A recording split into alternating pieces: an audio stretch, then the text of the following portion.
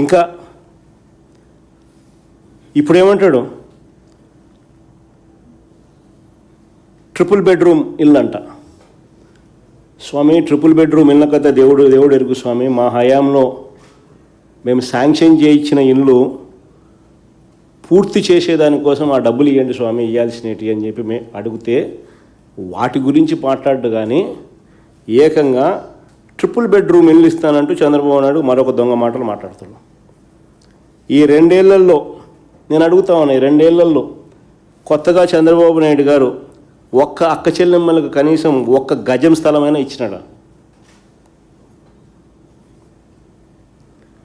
1 ఇంటి పట్టా ఇవ్వలేదు. కొత్తగా 1 ఇంటిని కూడా శాంక్షన్ చేయించలే. మా హయాంలో మేము 31 లక్షల ఇళ్ల పట్టాలు ఇచ్చి అందులో 21 లక్షల ఇళ్ళ శాంక్షన్ ఇళ్ళ మంజూరు చేయించి ఇళ్ళ శాంక్షన్ చేయించి లక్షల పైచిలకు ఇళ్లను కూడా పూర్తి చేస్తాం. మిగిలిన ఇల్లు వివిధ దశల్లో కడతా ఉన్నారు, వివిధ దశల్లో ఉన్నాయి. ఆ వివిధ దశల్లో ఉన్న ఆ ఇళ్లను పూర్తి చేయడం కోసం ఇవ్వాల్సిన డబ్బులు, వాళ్ళకు ఇవ్వాల్సిన డబ్బులు కూడా ఈ మనిషి ఇవ్వడంలో డైవర్ట్ చేసినాడు. కేంద్ర ప్రభుత్వం ఒకసారి డబ్బులు ఇస్తుంది, ఆ డబ్బులు కరెక్ట్గా ఈయన డైవర్ట్ చేయకుండా ఇస్తే మళ్ళీ రెండోసారి డబ్బులు ఇస్తుంది. కేంద్ర ప్రభుత్వం డబ్బులు ఇచ్చింది, ఈయన డైవర్ట్ చేసినాడు, ఇంకా ఫినిష్, అంతే, పథకం ఆగిపోయింది. పైగా ఆ పథకం మళ్ళీ ముందుకు సాగించినారు అని అంటే ఈయన తరపు నుంచి చేయాల్సినవి కొన్ని చేయాలి కాబట్టి అవన్నీ చేయడం ఎందుకులే అని చెప్పి అది కూడా ఆపేసినాడు. ఈ 2 కారణాలు. ఈ ఉన్న ఇళ్లను కంప్లీట్ చేయడం అనేది చెయ్యి స్వామి అని ఓ పక్క అంటా ఉంటే, ఓ పక్క ఏమంటాడు, ట్రిపుల్ బెడ్రూమ్ అంటాడు. ట్రిపుల్ బెడ్రూమ్ అనడమే కాదు, మేనిఫెస్టోలో ఆయన ఏమన్నాడు తెలుసా? మేనిఫెస్టోలో ప్రతి ఇంటి నిర్మాణానికి అదనంగా ఆదివాసీలకు 1,00,000, ఎస్టీలకు అంటే కొండ ప్రాంతం కాకుండా కింద ప్రాంతంలో ఉన్న ఎస్టీలకు 75,000, ఎస్సీలకు చేనేతలకు 50,000,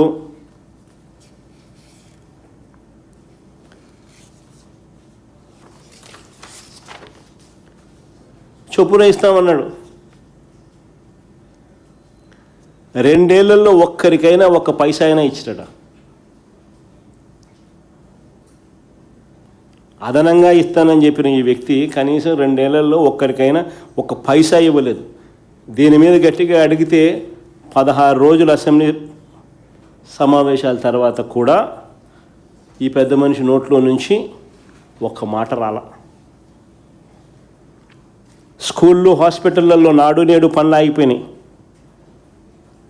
అయ్యా, నాడు నేడు పనులు ఆగిపోయినాయి అని గట్టిగా ప్రశ్నిస్తూ అడిగాం. వీటికి సంబంధించి 1 మాట లేదు. అయ్యా, 17 మెడికల్ కాలేజీలు ప్రైవేటీకరణ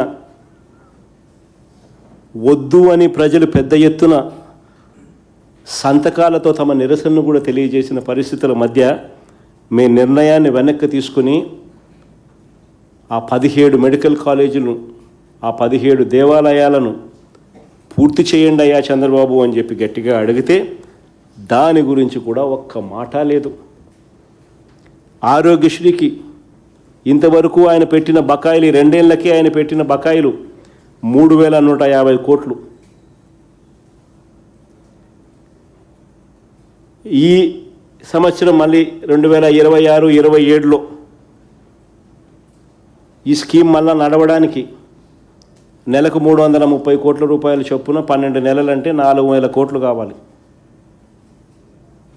అంటే ఈ 4,000 ప్లస్ ఈ 3,150, 7,150 కోట్లకు గాను ఈయన బడ్జెట్లో కేటాయింపులు చేసింది 4,000 కోట్లని చేశాడు. కానీ ఈయన ఏ రోజు కూడా కేటాయింపులు బడ్జెట్లో పెట్టిన దానికి కేటాయింపులకు ఖర్చు చేసింది చూస్తే ఏ రోజు కూడా కనీసం 2,000 కోట్లు దాటల.